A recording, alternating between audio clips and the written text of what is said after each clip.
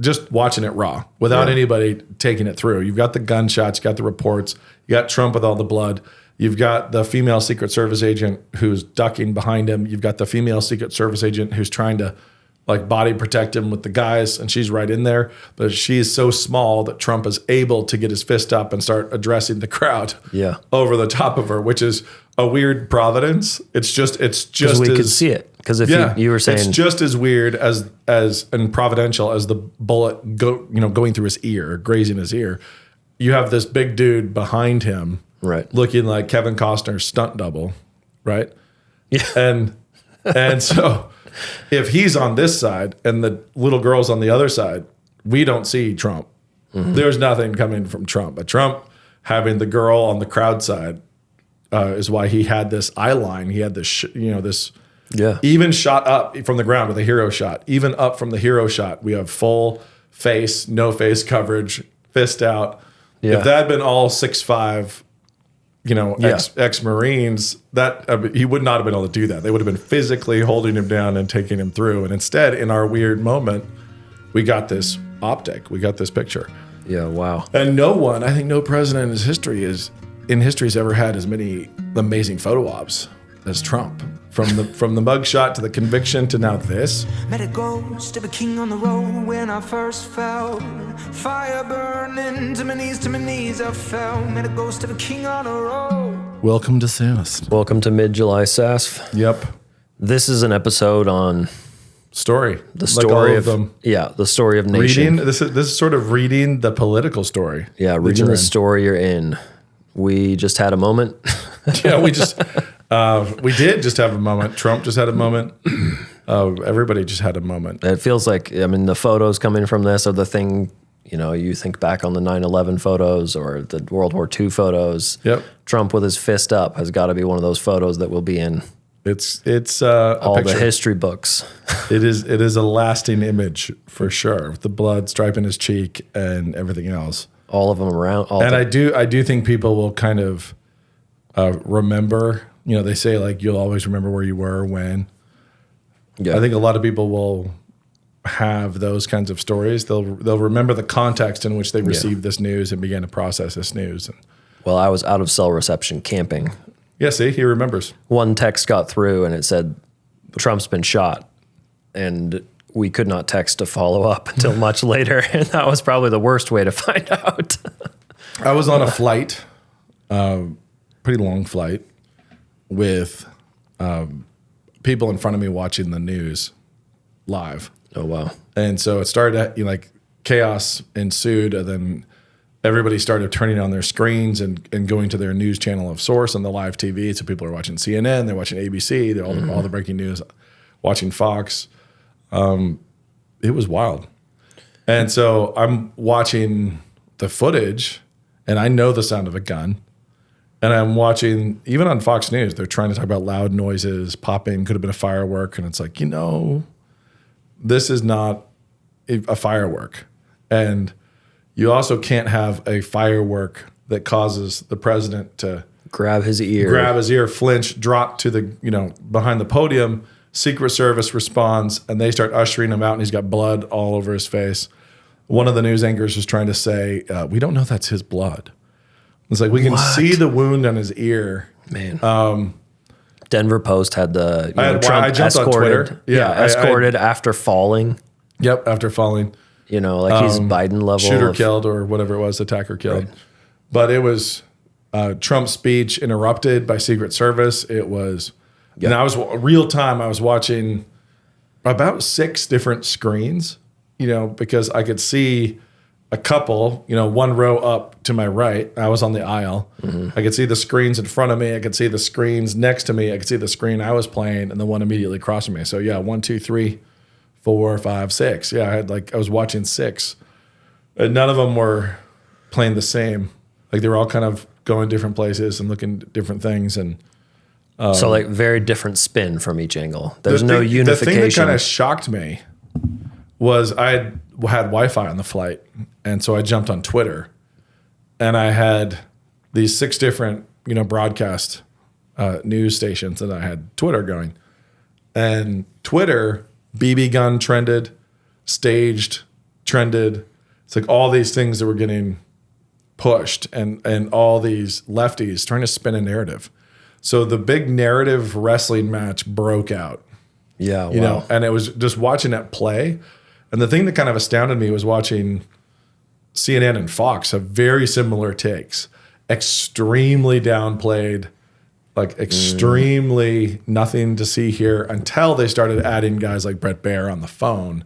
Who are They being started like, having people. this is crazy. Yeah. This And it's is a like, but it was- generational moment. But it's and so in watching it, like when I actually watched the first clip, and you can clearly hear Secret Service yelling "shooter down" when they still are just only releasing that like on President Trump angle, and everyone's still talking like there wasn't a shooter. It's like, Yeah. what are we doing? Like, what's going on? But all the wrestling and the spinning and everything else began to drop. And so I spent probably a good 2.5 hours just watching different Twitter feeds and watching these screens as they all mutated their coverage, as all the coverage began to change, and also seeing the hot takes from some of, you know, woke Christianity, woke Christendom, and watching those transform as it's like, no, it was shooting. This is a bullet through his ear. This is, Yeah. you know, and we've killed the shooter, and there's all these things start to come out. It was really a quite remarkable experience. And I think that the thing that was most interesting to me was to watch the real life storytelling. And stories are how we curate and mediate experiences. And so how to feel about this, how to respond to this, Right. how to process this, how to contextualize this. Everyone's trying. And watching people real time blame Trump for getting himself shot. Watching the lefties. Watching Biden say we've got to calm the rhetoric down. Yeah. As it's if like, oh, do you? yeah, It's like, okay.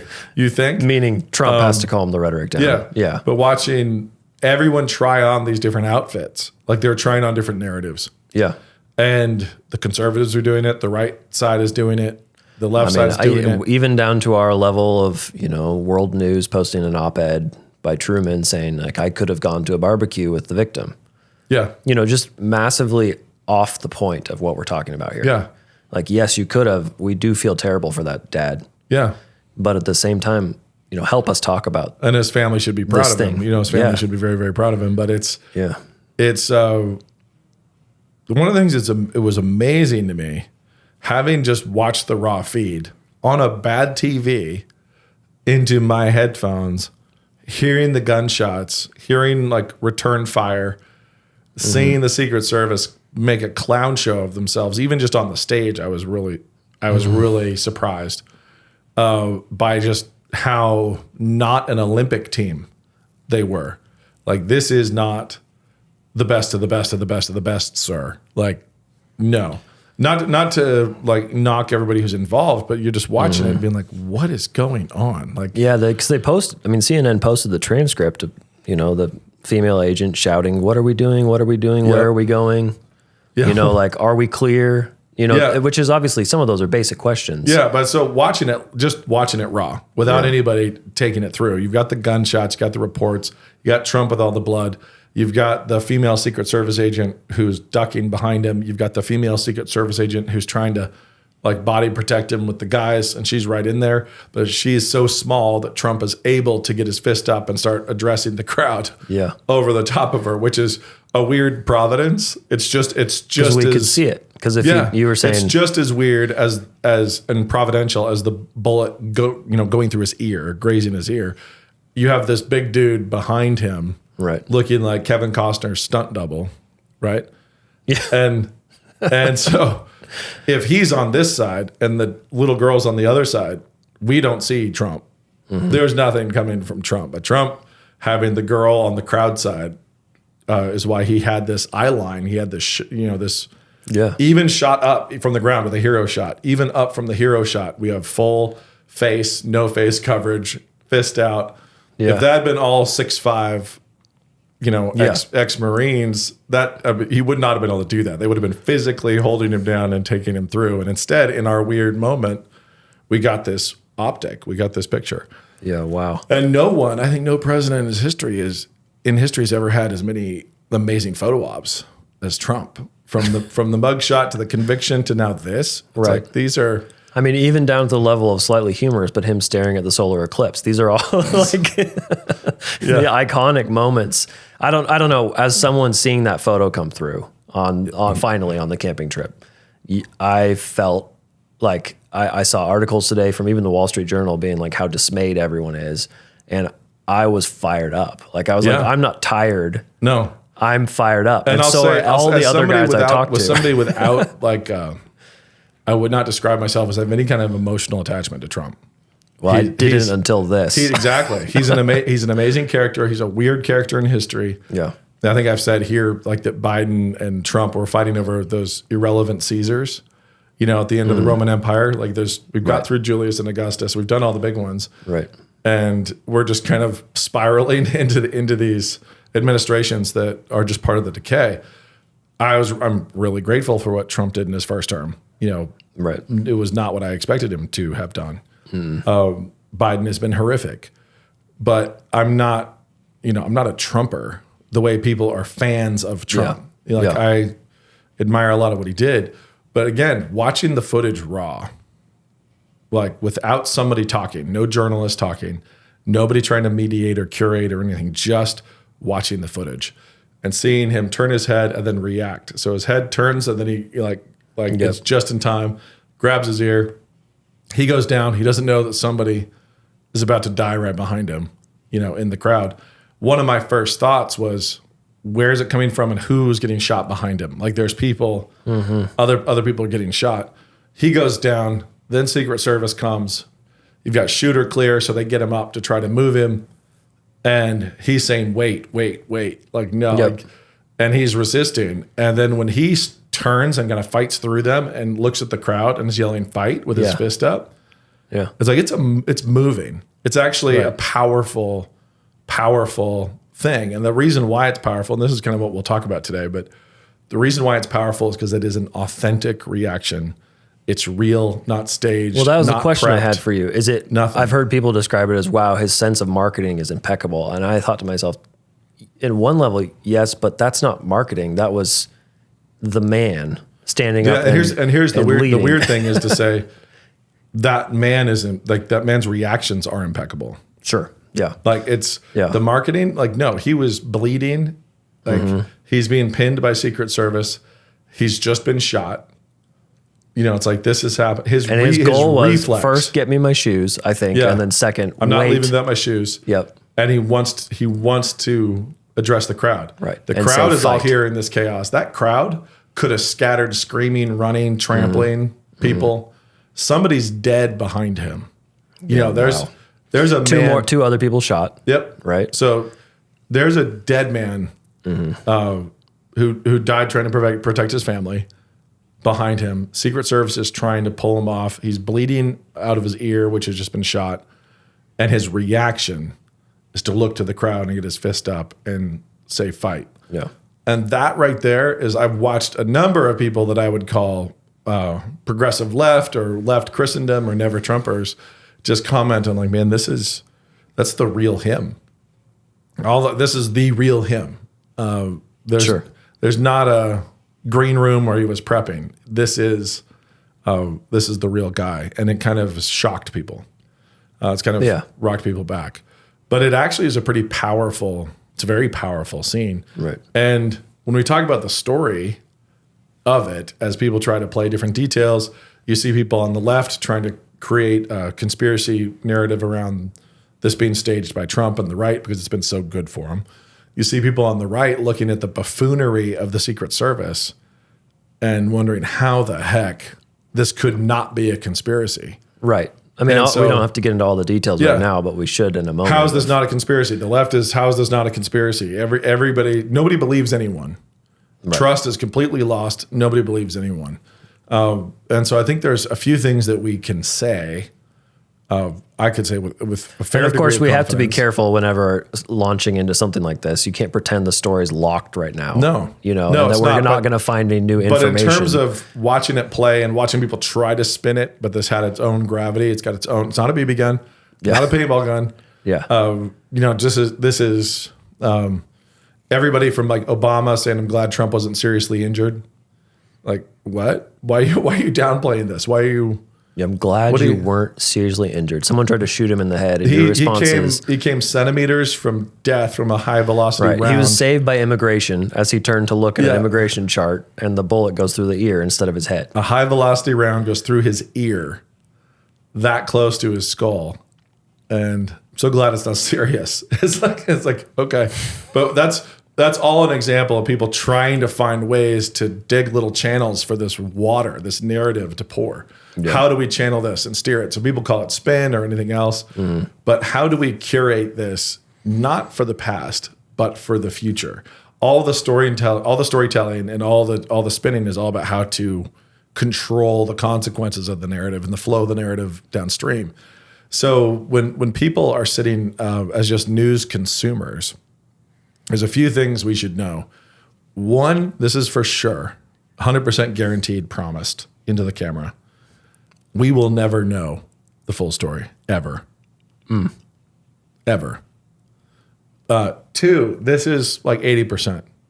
Are you talking God level here? Or are you talking human level? Human full story. Either. We're not getting the full story. Yeah.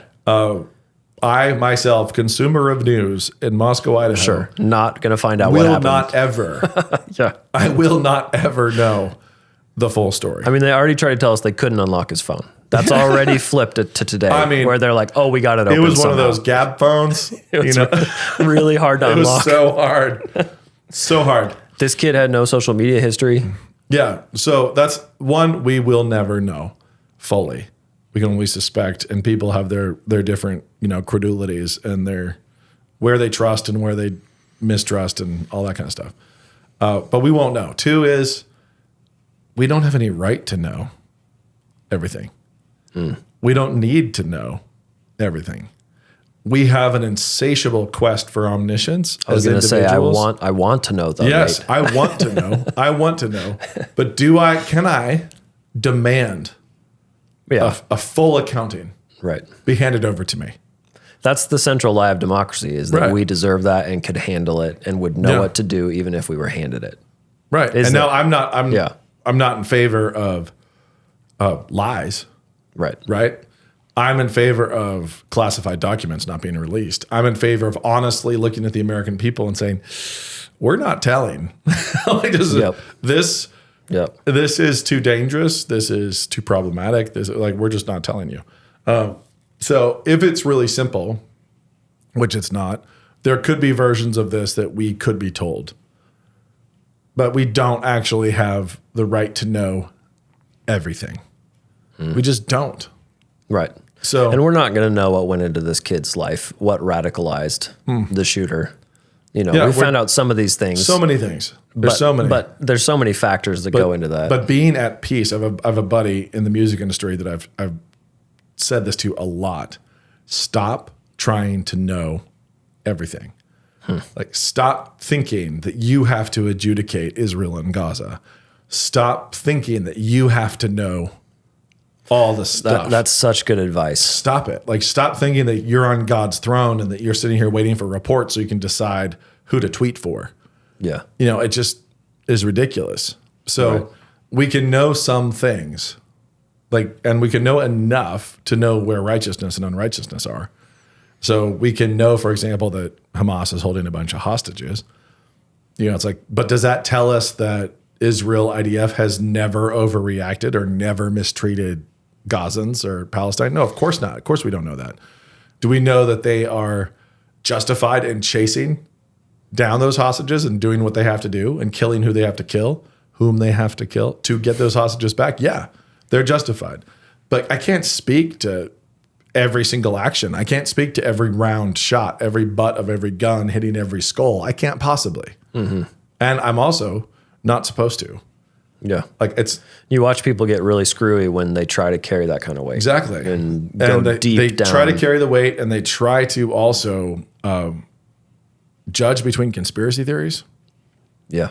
And it's idiotic. It's foolish of us. Yeah. The idea that we can go back and find a false flag operation right now. So here's an example. Yeah. Here's an example right now. Did FDR know about Pearl Harbor? A bunch of people are like, yes, he knew. Right. No, he didn't. Right. Why?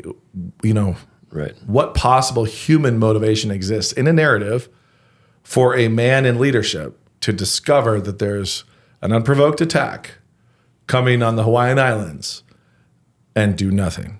How does he benefit?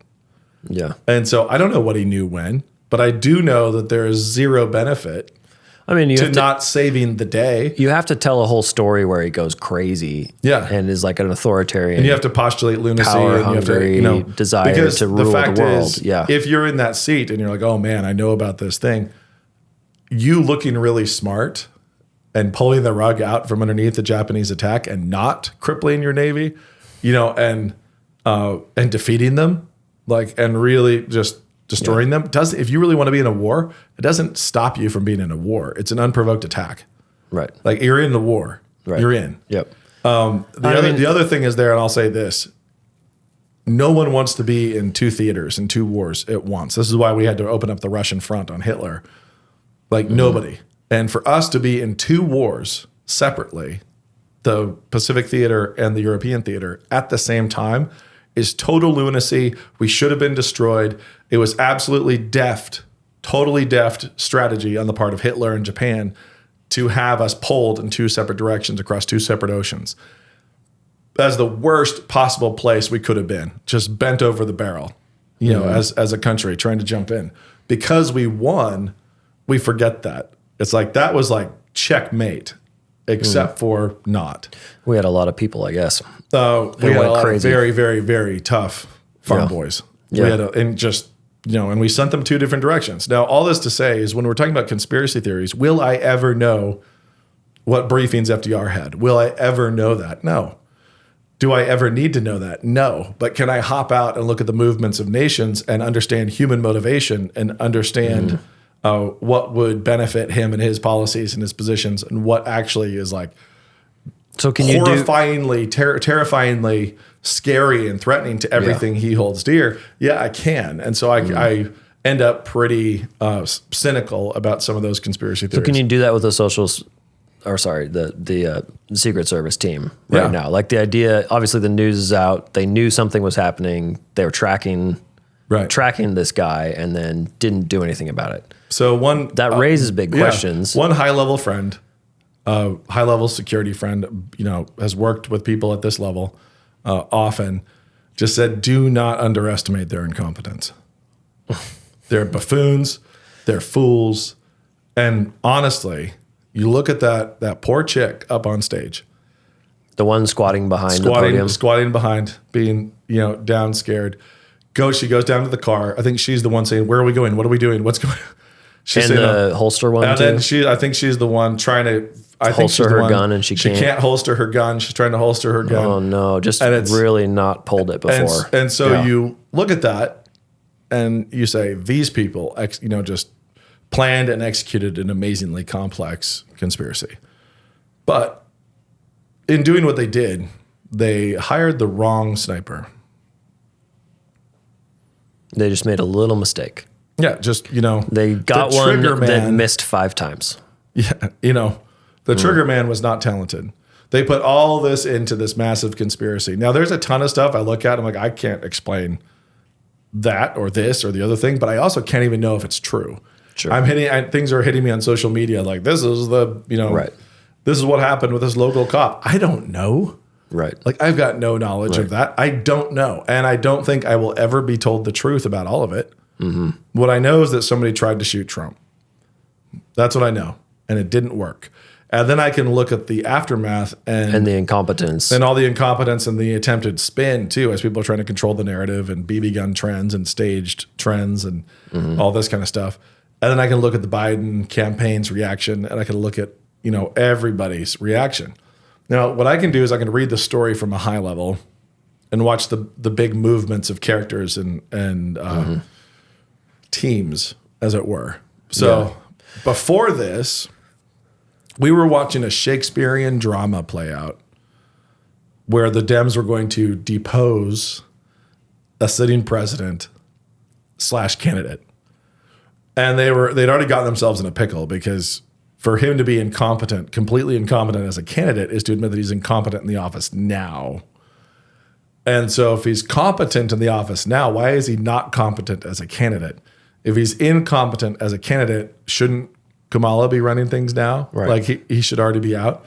And then also, And they don't care about rules. So Right. they were all moving towards the convention and everybody's writing op-eds. And it's like the mafia where George Clooney is getting permission from the Godfather, Obama, the person who's actually been running everything, before he hits Biden in the face with an opinion piece and calls for him to step down. And all these people are doing all these things and they're playing it all out. And it's like, oh, we're watching this little Hollywood production. We're watching this Hollywood production. We're going to bring in a hero candidate. It's going to be this amazing story, and he's going to defeat Trump, and she's going to defeat Trump, whatever. Not anymore, as Peter Sellers would say. was that going to work though? I mean, that story we're in, I mean, it felt like there's a strong It was internal, a stretch. It was a long. This was a long ball. This is like Okay. it felt a little desperate. It after the didn't- yeah. conviction. So after the conviction, after the debate, they had to and then throw. after his presser, Yeah, it's going to be a Hail Mary. Like it's going to be, we have to throw a Hail Mary here. And so who do you need in a Hail Mary situation is you need your best, your brightest, your most talented hero. You're going to have to bring somebody in and there's going to have to be this amazing, heroic thing that captures the imaginations of the American people. The stories are powered. So you're going to have to tell a story Yeah. and we're going to you couldn't just replace Biden with Kamala. right? Like they had to find a way to shatter the rules, change the rules, do whatever they're going to do to try to bring in some outside Obama. They need some Right. young, inspiring,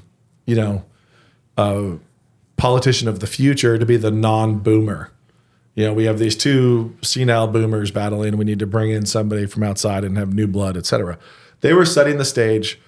They were setting the stage to do it, and various insiders were talking about sources, and people I am talking to are talking about sources in the high up in the Democratic Party, talking about who it's going to be, and they're about to do a big gold dirty deed.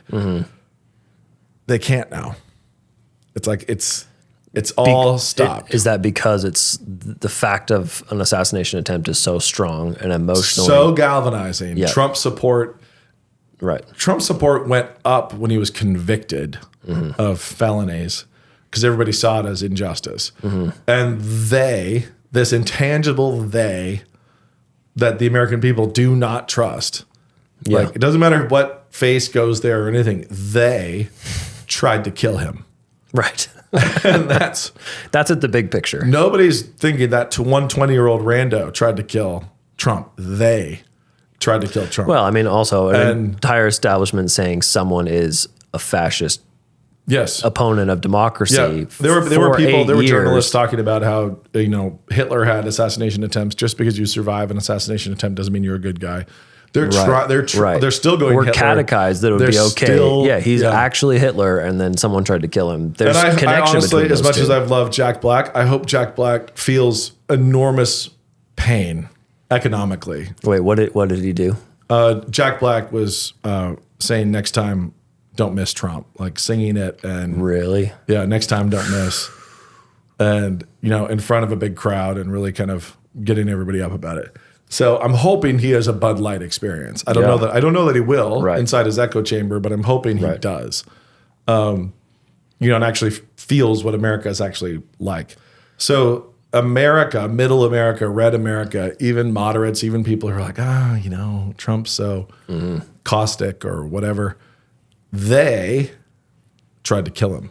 They shot him through the ear, and he got up and he raised his fist. Said fight, And fight, he fight. showed yeah. masculinity, and leadership. toughness. Like he showed courage, true courage. Yeah. The other guy couldn't Velcro his own shoes. Yeah.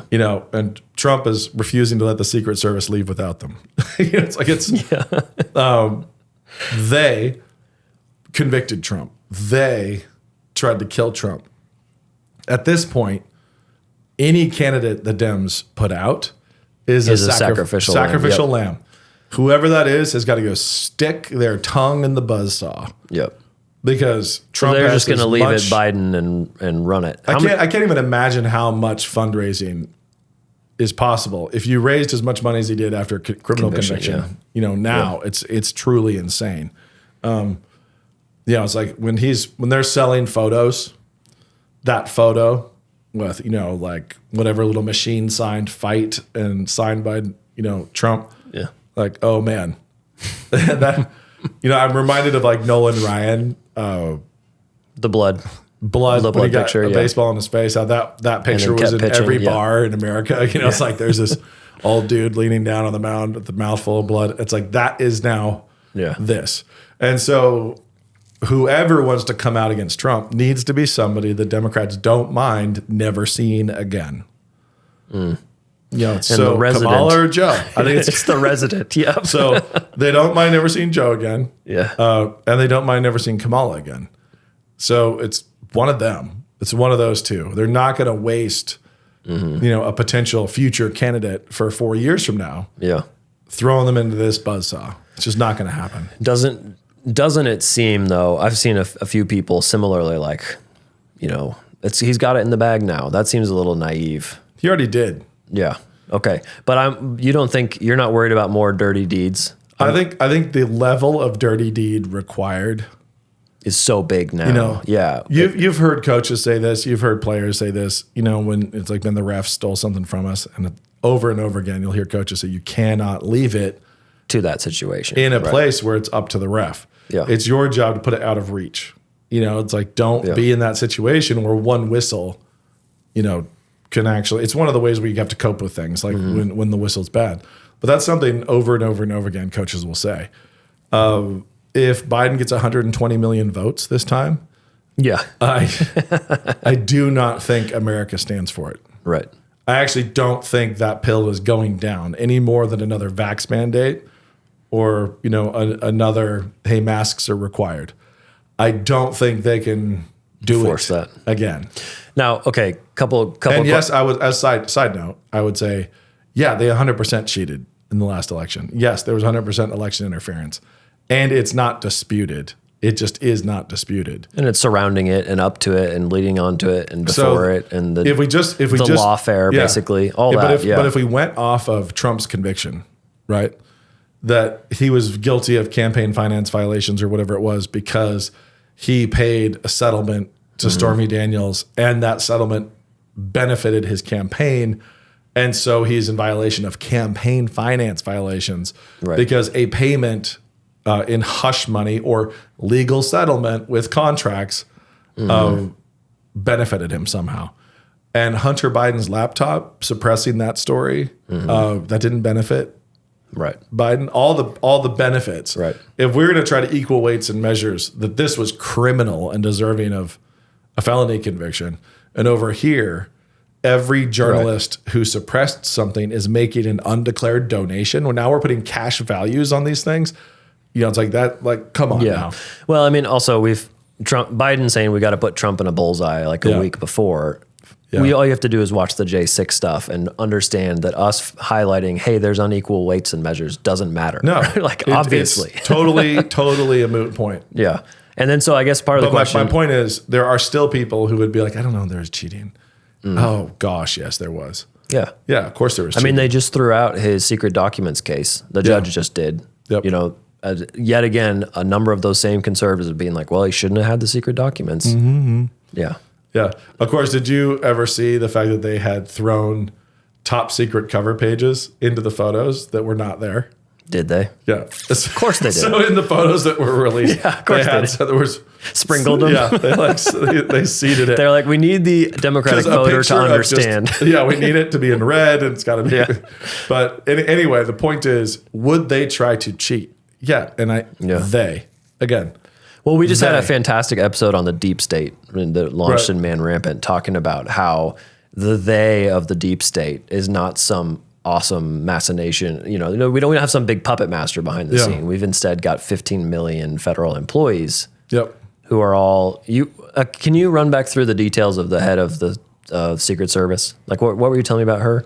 I mean, she was her security experience was with PepsiCo and things. So the lady in charge of the protecting everybody. USSS, yes. Kim, whatever her name is, was a PepsiCo security. Yeah, and so this goes back to what my friend was telling me about. Do not underestimate their incompetence.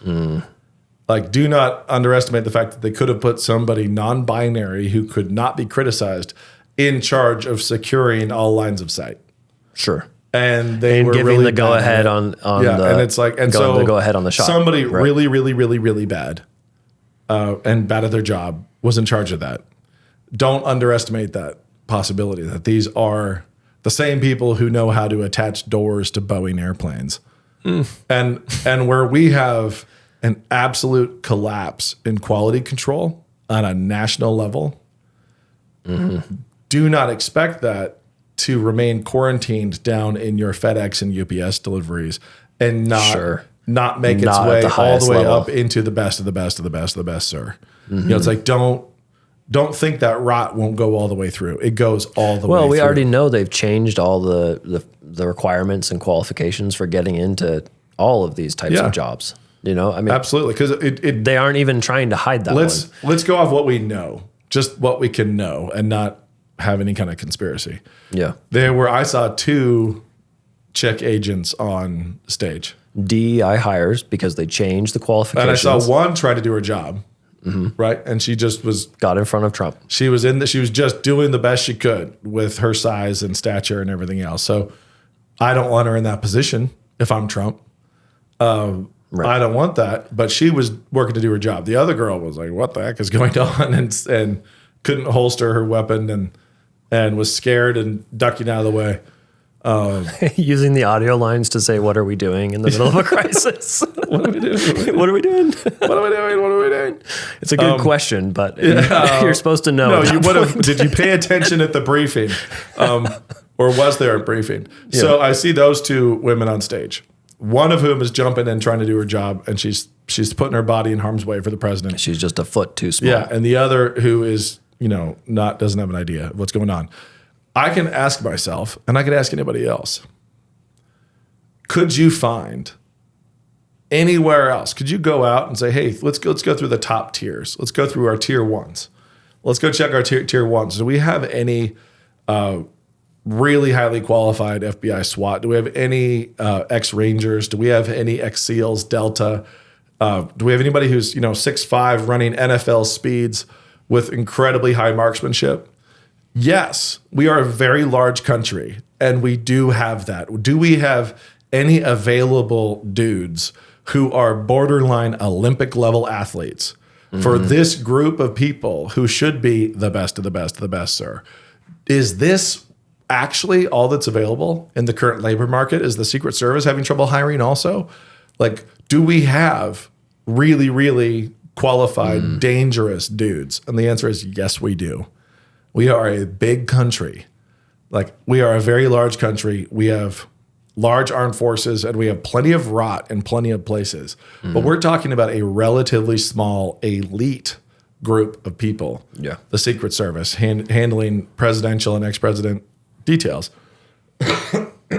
So I don't need to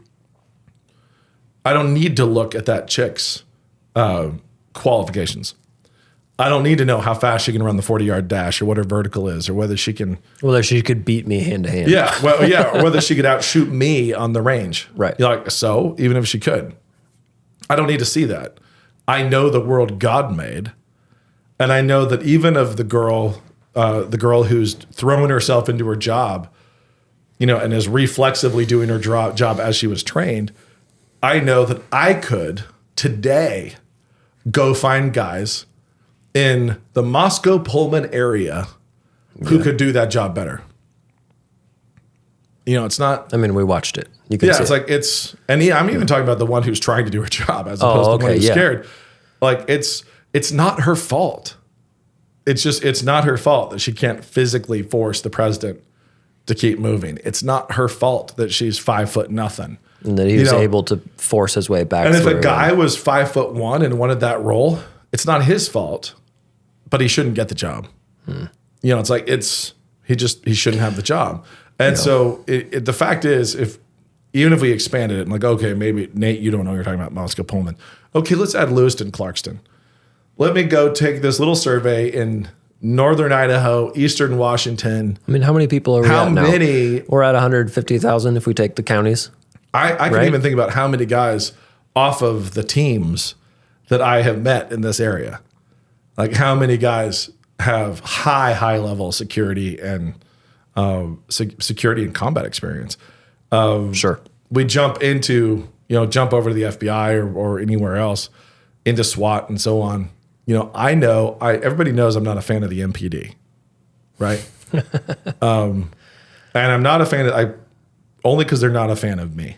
It's 3 years, lawfare, prosecution, all that.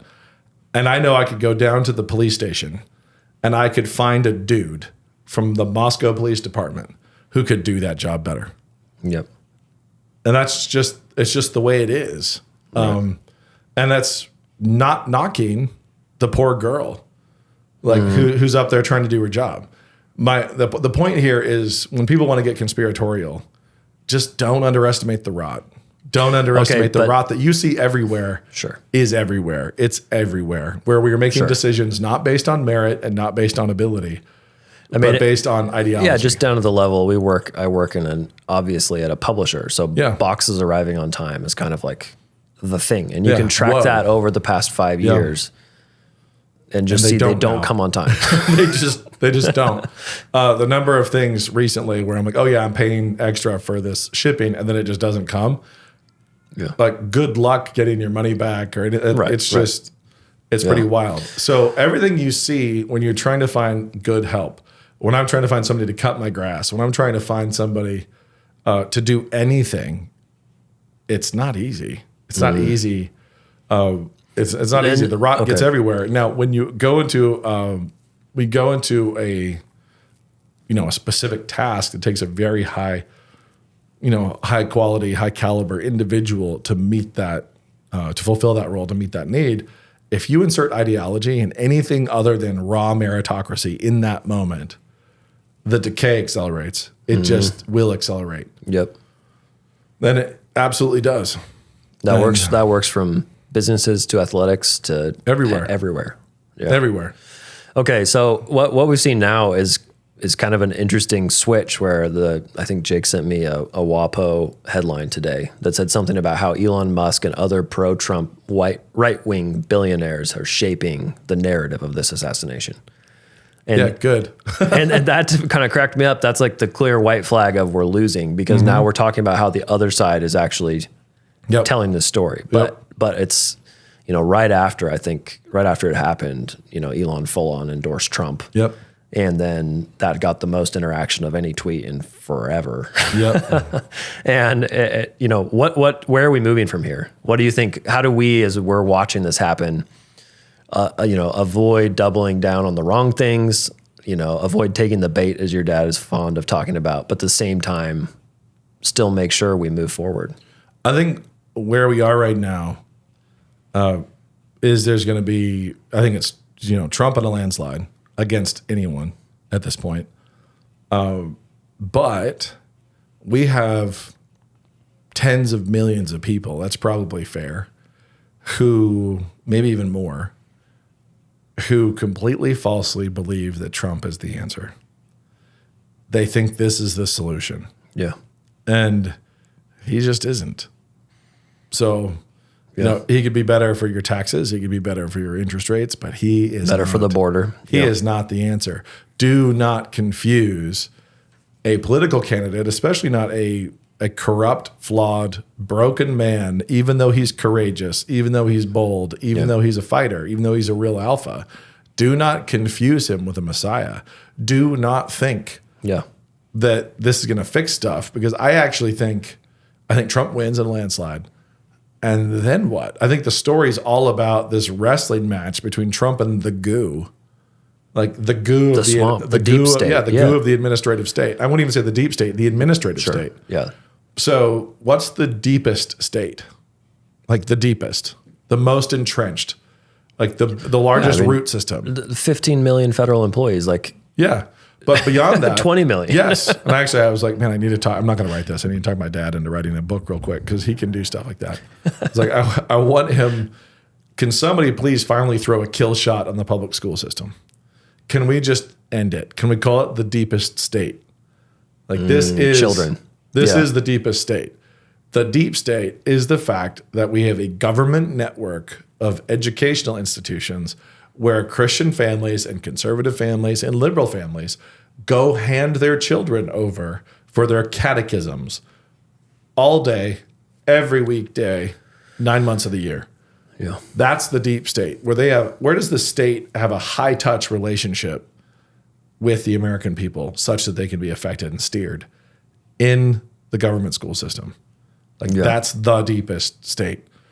Hollywood, like as much as Hollywood storytelling and narratives and TV and everything else, as much as those are catechisms and that's a big deal and we want to fight for those and we want to win that fight, it's nothing compared to the infrastructure of the public school system. Yeah. And the money involved. Yeah. So the government school system really is the deepest state. It's the place where the current generation has been handcrafted for a particular ideological purpose and continues to be shaped that way. So, and I think people continue to just give it such benefit of the doubt to the public school system. Like the purpose of a system is what it does. And we've seen what the public school system does. You know, it's... Yeah, and incidentally, there's plenty of nice people from communities who are working there. And yet everything flows from this, the central hub from the state. Everything's like from the Department of Education. You're going to lose your funding. You're going to have, funding increased or decreased based on what you're doing. Yeah. Are you going to stand up in the bathroom wars? Are you going to what are you going to do? Where are you going to be? And the fact is that we have a whole bunch of people who are pinning hopes to Trump that no man can possibly fulfill. Yeah, we already had a Messiah. And we killed him. And it's like repentance, the gospel, that's the only thing that's actually going to pull us through this. And in the meantime, yes, I would much prefer to have Trump in that chair than Biden, but he cannot change the hearts of the American people. He cannot change the hearts of the fathers for their children and the children to their fathers. He cannot orient everybody rightly towards God. He is not a mediator like that. He is not a Messiah. And there's way too many people who are looking at him as a Messiah. Like he's the savior who's going to come. Yeah. Well, what can he do for a people who are rotten to the core? Yeah. When we're absolutely driven by our lusts, by our envy, we're totally sated, doped and sated with the entertainment industry and social media and everything. We've got all of these. We want so much and we're so lazy. Yes. Like that's who we are. Yep. It's watching, Ronald Reagan after he was shot. Yep. Sorry, it was before my time. Yeah. He said that, he gave credit, like God knew I needed a nudge. And it's, and it was a bit of a wake up call, or at least how he thought it was. We'll see what Donald does with it. Yeah. I mean, he's thanked God publicly. He's done all that. And then he went and golfed Sunday morning. So sounds like an American. Yeah, exactly. And do I want Trump to win? Do I want him to appoint good judges? Do I want him to control inflation? Do I want him to do any of these things? Yes, I do. Will he? Probably not. Will he do some good stuff? Maybe. But it's almost like we're buying time. It's like a little bit of time, just a little more time on the clock. But I also happen to think that the left gained a lot more ground in Trump's presidency than in Biden's. I think that they had this really totally motivated, united they networked, resistance. Built. They burned cities. They just went and went and went. And then they finally, at the end of Trump's presidency, they blew up the entire economy with this COVID thing. And that's everything that he built was gone. So it's like that was while he was in office. While Trump was in office, he gave pharma immunity for all this. While he was in office, he was rushing this stuff through. So it's weird to me that people are looking to him as a savior. Like he's going to be the one who saves us. No, he's going to get a horrible job and he's going to have to battle the gooey deep state everywhere. And most of the places where it's most entrenched and most dangerous over the long run, he will not target. Yeah, he can't touch. He will not target. He wouldn't try to. The schools, Yeah. And so here's a guy, and I would thank God that we have a little more time on the clock but I would expect the left to rally and push intense resistance far more aggressively than they did through Biden's administration, because they will more easily rally their troops of cultural decay and push really, really hard. So I expect him to win in a landslide. I expect him then to be in this slow motion Indian leg wrestling, to use a politically incorrect term. Well, you already said use a kill shot on public schools, so Yeah, somebody's got to. Yeah, so I think you're already there. I mean that. So, like, we have to end the government school system. Like, it just has to. It has to get. It's amputated, ruining your rebuilt. kids. It is the anti-Deuteronomy for your children. It should be handed over to states, kind of like Roe, where some will abuse it and do the wrong things, and some will actually be smarter. But the central federal government should just end it. Should stop. Like, we're done with that. So yeah, I think the biggest issue for me is I'm going to see a lot of conservative support move into a horrible hangover, because they're pinning too many hopes on Trump to reset us back to 1984. Yep. And he can't. Yep. Like, he can't. So he won't be able to. What advice do you have for the so-called, beautiful losers, the ones who just, the idealist to the core, who can't get behind Trump still because of certain issues with what he's done and his failures? What do you mean by get behind? Well, I just mean vote. Vote? Yeah. I mean, I think it's pretty silly. Yeah. Is it people who are putting ethics into they think casting a vote is an ethical gold star that you're giving somebody? I mean, I would put it this way. I think it's people who are idolatrous of the civil realm and our democratic system. They putting way too much weight on it. They have a higher degree of purity placed on the holiness of their ballot than they do on the holiness of their prayers or what they would ask God or anything. So if I'm capable of asking God for Trump to win, I could be like, you know what? Looking at Biden, looking at Trump, and I'm like, please, God, make him win. Like, if I'm capable of directly speaking to the creator of the universe to ask him to have something happen. Or say, don't let Biden win. Yeah. Because I think a lot of them are like, please. But either way, you're praying that Trump is in the presidency, not Biden. So if somebody's capable of doing that, but they're not capable of voting for him and putting that slip of paper in the reader, then they have a weird idolatrous relationship with the civil government that they don't actually have with the transcendent God. So you're saying there's a little pretendyville going on. Yeah. I mean, I think that they have an idol called probably themselves, and also like, I can't touch this. Yeah. I am too pure for this. But themselves, and also civil mechanisms, democracy. That my relationship to this God must not be tainted, and everything has to be exactly perfect. However, over here, I'd be happy to say, in my bedroom alone, to God on election night, please give it to Trump, don't give it to Biden. But I'm not willing to do that with my ballot. And so my guidelines would just be vote like it's a prayer. So view your ballot like a prayer. Wow, that's great. Okay. And I really do think it's odd. There's this odd piety. It's a super hyper, they call it piety even. It's this weird ethical hyper pious move that people do when they're like, I could never vote for someone who's been a dirtbag. Why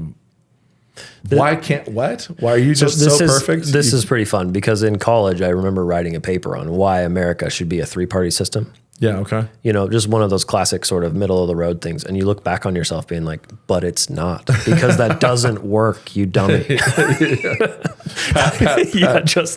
But it's not. And that cracks me up. And I think I saw friends who said, voted straight Constitution Party for ever and going for Trump now. Understanding like, no, this is not a moment of purity compromising. This is a moment of, where's our country at? What's the prayer for us right now? But isn't it weird to you that people would see the voting for him as somehow tainting them? Yeah. It's, there's an impurity there, but they still could go to God and say, please preserve us from Biden. Yeah. And intercede on Trump's behalf and try to like beg God to steer the country one way and not the other. But they themselves have this other really weird God that they relate to. Far more fastidiously. Interesting. That's a really good way of framing it, because I do think there's a lot of them that get very constipated in their souls of just like, what do I do? Yeah. And so where we are now is I do think a lot of people are going to swing over to him. People who are fence sitters, or they're like, I just don't like either of them. There's a lot of people who are saying I don't like either of them, and many of those are going to swing to Trump. I think it's going to be a landslide of landslides beyond anything we've seen in a long time. I think there will be cheating, but I think that it's going to be pretty futile. And I think the left will then rally for this. Pitched battle for 4 years. For the massive, a second wave of the massive advances that they saw under Trump's first administration. And they just gained tons of ground. They lost some and they gained some.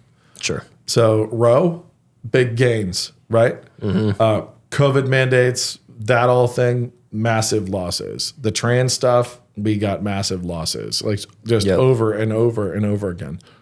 Yeah. So, right. I think the real fight's coming after the election. It's going to be protracted.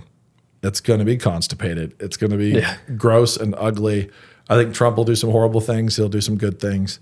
I think we need to view it like we're getting a little more time on the clock to get our own houses in order. A couple last questions here. Walter Kern, if you're not paranoid, you're crazy. That's his advice. Is Trump going to get shot at again? Oh, I don't know why he wouldn't. I don't know that we'll ever hear about it. Huh. I guess now, once he gets in office, though, he's got J.D. Vance. So, but let me also remind people. Bush had some. Yeah, I was googling. Someone threw a grenade at him. Yeah, in the Republic of Georgia. Yeah. He was in Georgia, and a guy threw a grenade on stage, and a security guy dropped on the grenade, curled around it, rolled off the back of the stage. It's like that's how intense it was. And he heard the grenade clicking, if I remember the story right, and it wasn't going. It was like it's not clicking, and he looked down, and there was a thread that the pin, when the guy had pulled the pin, like there was some thread from his clothing that he'd snagged and pulled through it. And so the guy pulled the thread tight, and he didn't die. They were able to dispose of the grenade. Oh my goodness. Now that's my years old memory of reading a story, an article about that from a journalist. I don't know any of that. Yeah. 5 or 6 other presidents have been shot at. But let's also remember that in a weird, funny moment, we had somebody fly a Cessna into Clinton's bedroom. Like, it's like we had somebody go kamikaze. I was doing some Googling, and that one didn't pop up. So somebody successfully flew in low and impacted their Cessna into Clinton's bedroom. But it turns out the official report was he was having a slumber party at Al Gore's that night. He was sleeping over at the vice president's that night. He was not in his bedroom. No surprise there. No surprise there. So anyway, but that was the official narrative, I think. And again, this is foggy memory from back right afterwards. Right. The official word was he was sleeping at Al Gore's house that night. They had pizza. They stayed up late. I don't know what was going on. Footy jammies. Yeah, it was pretty good. But anyway, so when people are like, this is an historic moment. It is. This is a big momentous occasion. But we are a nation that loathes itself. We have this massive self-loathing. And we've had plenty of crazies on the right, and we have plenty of crazies on the left. And we are crazy enough, and we are psycho enough to do ridiculously evil things to each other. Sure. And we saw some of that in this attempt, but it is also hyped up like we've never seen this in our lifetimes. Like I actually have seen a few. This is this isn't actually that crazy as striking and surprising and moving as the whole thing was, and Trump's reaction and the story of the man who died. The way he died and the way his family loved him, and I even love seeing the Babylon Bee tweeting a tribute to him. One of the last things he'd done is comment on one of their stories. Wow. It's sort of like he was a great guy. That's great. He appears to have been a great guy. Yeah. And I don't need to look any closer than Sure, that. you don't need to know. that his death was noble. Yeah. I don't need to go find his flaws to know that, he died protecting his family. Speaking of what we do know, we know he had them. Yeah. That's how people are. Yep. You also, we talk a lot about how moments in a story. Family and flaws, both. Right. Family and flaws. We talk a lot in the podcast about how life stories go two different directions. Yeah. And this is one where clearly as a nation, imagine he hadn't turned God, and he's gone. And all of a sudden, oh man, it's like, it's insane to think about. Yeah. Of just how many people, how ugly that would have been horrific, very, very ugly. And it also tells you it kind of, I think, affirms what I was trying to say earlier about the people who have an idolatrous relationship to Trump, like he's a false messiah. Yeah. Like it would have been sheep without a shepherd. It would have been a bunch of raging red state armed people. Yeah. Behaving as if they just lost their God. They lost their savior. Yep. It would have been very, very ugly. And to talk about the Republican Party, they would have put Nikki Haley. That's what someone was saying. Yeah, who even knows, right? Yeah. Anyway, I'm really grateful that that's not what happened. Yeah. But it is. I do feel like we're being given a little extra time. Yeah. To try to get our houses in order and our own lives in order. Yep. Start from the place where you are. I don't think we're not going to have tumult as a nation. We are an empire in decay. Empires in decay kind of shake and rattle and collapse. Yeah. And we're always shocked the entire time when systems that were working are no longer working. Yeah. And, the Praetorian Guard was so elite, and now it's just made of chubby girls who can't holster their weapons. It's like there was a moment when the Praetorian Guard lost its edge. Sure. And the first Roman Empire Roman emperor to be assassinated by the Praetorian Guard was probably pretty surprised too. It's like, hey, wait, and just because we're not quite to I think Elagabalus was the emperor who thought he was a girl, and he was one, the one way down. Let's just go ahead and acknowledge that you read history, you realize there's nothing new under the sun. Mm-hmm. People have been here before. What we need is Jesus. What we need is revival, and that happens too. And it happens in really dark places when cultures have composted. Yeah. So that's what we should be praying for. And if God gives us a little reprieve, a brief reprieve through a Trump administration, great. Thank him for it. But know that that's not the salvation of the United States. It cannot be. It will not be. The past is in the past, and the future is. And we can combine that faith in God. That what it looks like on the ground is us building, being wiser, taking care of your families, being smarter, providing, not giving your kids. I actually would say building. Yeah. And building Everything. without futility, building for the future, for the future, building stability. Because the wheels are coming off in lots of areas in the culture, and they will continue to. Yeah. Can your kids be the one who is standing out because they can't do their job? Yeah. And then, heck, that goes for us. It goes for everybody. Yeah, but this has been a really wild little news cycle, and it's going to be interesting to watch how fast people try to move on. If I was Trump's political advisor, I'd be saying, do not bandage the ear. Let's keep ointment on it. Let's keep it, keep it glistening, dressed. Let's not repair the, any tears or holes. Don't sew it shut yet. Don't repair it. Just wear that through the entire campaign. He's not a handsome man already, so I think he should lean into this. Yes, he should absolutely lean into it. But yeah, what a moment. What a strange, bizarre moment. Right. And one thing I will say that's never happened before. Bush had attempts, Clinton had attempts. It's never happened in the age of social media. Mm-hmm. Never happened in, this time of cameras everywhere and, you don't get a video of the guy being like the redneck there with the giant red beard being like, I was watching the guy climb up. I was trying to tell the people. Yeah, I told yeah. And the speed with which there's a million false reports and true reports. And as it sifts out. Yeah. We hear a cop confronted him on the roof and then went back down. Who knows? Yeah. This is the final takeaway. I have a lot of takeaways. The final takeaway is realize you'll never know everything and that you shouldn't. Do not feel a burden or obligation to sort out everything yourself and figure out what's trustworthy and what isn't. Do not feel the burden to try to know what only God can. There we go. That's it. This has been Sass. Imagine the well-read man. Do you see a machine dressed in tweed, gorging on information? This book is not about becoming that kind of reader. The well-read man wakes up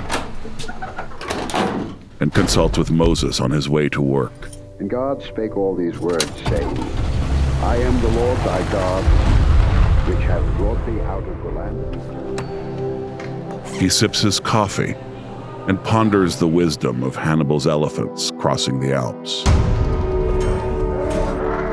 He turns furrow-browed philosophers upside down and takes their lunch money. He changes his oil and deliberates with Peter Drucker about effective management practices.